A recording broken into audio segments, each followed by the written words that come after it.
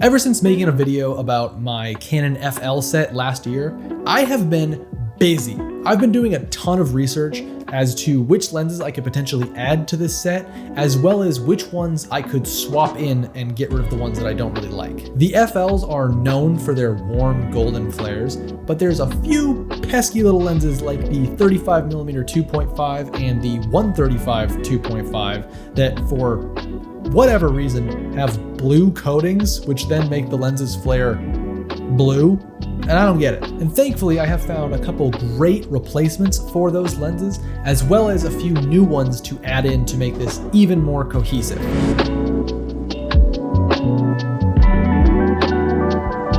Like any normal person and not a giant lens nerd, I was just casually browsing Zero Optics rehousing page for the Canon FLs, and I noticed that they don't have an option for the FL 28mm f3.5, but that they did have an option for a 25mm f3.5 from Topcon. Personally, I had never heard of this lens before, so I looked up a few reviews with some sample images and was very pleased by the look of it.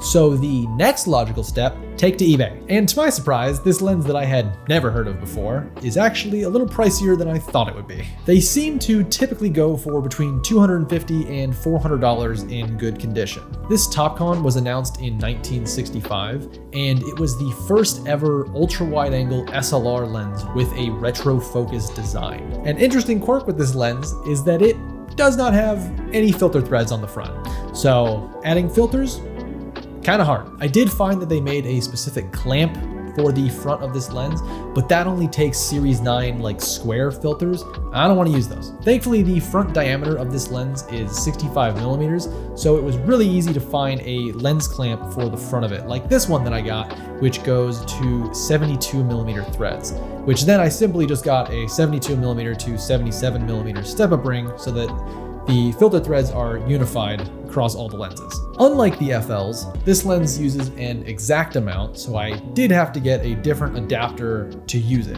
In terms of the look, this lens is a perfect match to my FLs, and I can clearly see why Zero Optic offers this in FL rehousings. The flares are super warm and wild, and they have a little bit of a rainbow hit to them, and they match perfectly. Being a retro-focused design, this lens focuses crazy close and is almost a macro lens. It is by far the closest focusing lens out of any of the ones that I have in my FL set.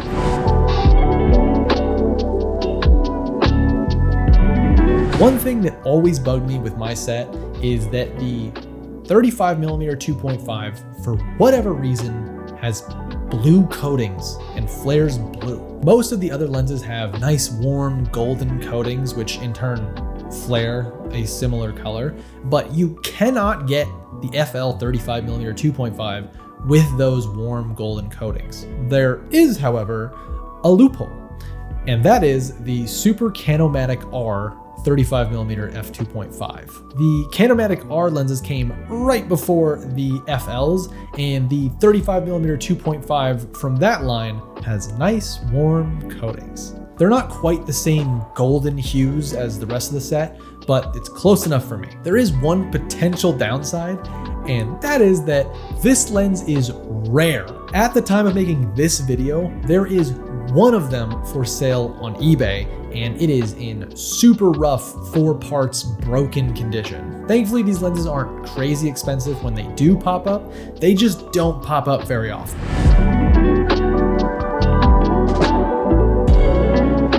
An alternative lens that I recently got to try is the Canon LTM 35mm f2. This lens was made around the same time as the FLs, and it appears to have pretty much the same golden coatings. Taking a look, I could immediately tell that this lens was going to be a great match to the FLs. The look is right there with the rest of the set, and the flares match almost perfectly. Really, my only issue is that the minimum focus distance on this lens is really poor at 1 meter, which for a 35 just is not close enough at all. All of the image quality tests that you're seeing were shot at minimum focus distance, and I am not close to the camera. This was one of the big things that drove me to the Canon R 35mm, even though it's slower. But I recently found out that you can adapt the M39 to Leica M mount and then get a macro focusing adapter from Leica M mount to Sony E mount, and that completely solves the close focus issue with this lens. And while this does solve the main issue that I had with this lens, it is kind of annoying because now you have two focusing rings, and I guess you could just use the one on the adapter, but still, just a little bit annoying.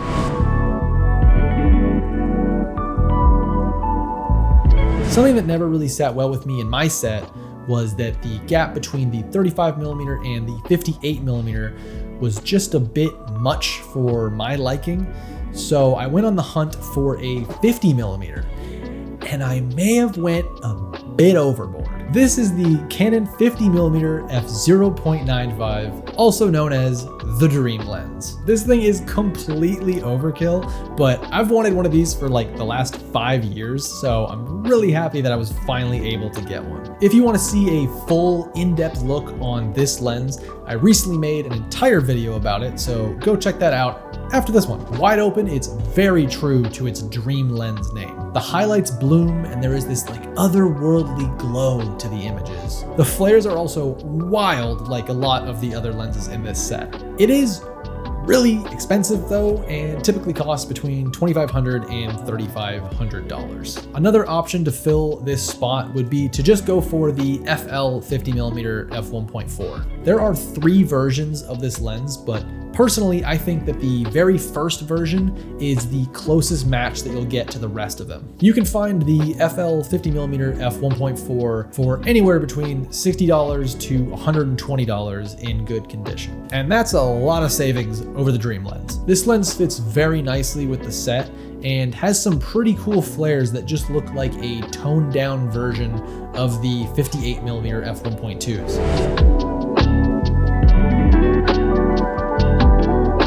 The final new addition to this set is a Super Canon R 100mm f2. I added this lens because the only option in the FLs is a 100mm f3.5. The f2 has nice golden coatings like a lot of the other lenses in this set, and the flares match very nicely. These lenses are typically around $300 in good condition.